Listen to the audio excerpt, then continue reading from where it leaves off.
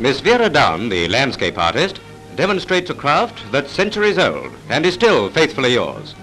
The art of etching is so faithful that it hasn't changed since Rembrandt's day. And now, as then, the supreme test is the personal skill of the artist-creator and the craftsman-reproducer.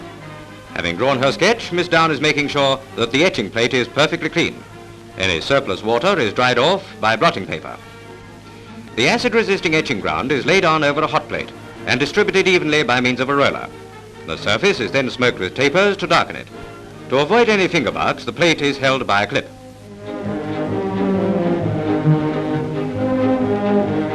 Now comes the difficult and delicate operation of needling, by which the artist reproduces the drawing in reverse, cutting through the etching ground, but without scratching the plate. So careful must she be to avoid anything but perfectly clean lines that even a small sketch like this might take a week to finish. Now the actual etching or biting. Acid in the bath bites into the plate where the lines have exposed it, and a feather disperses any bubbles that might prevent the biting being smooth and even. The plate is taken out and washed under running water to remove all traces of acid.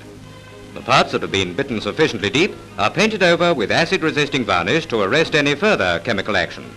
This process of dipping and painting out is repeated until the lines have been etched to the finest gradations.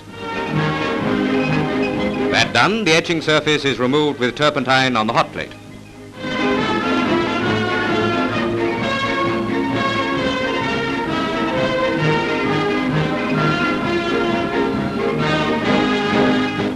The etching plate is now inked for printing and smoothed off.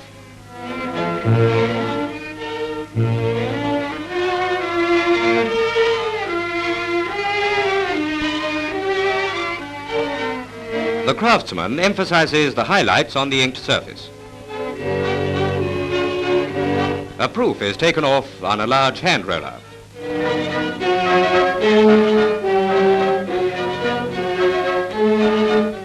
After a careful examination, any defects are remedied until there's a perfectly etched impression of the original sketch. It's got to be perfect to pass such critical experts as Mr. Pomeroy, Centre, and Mr. Evans. And here he is, faithfully yours. And here's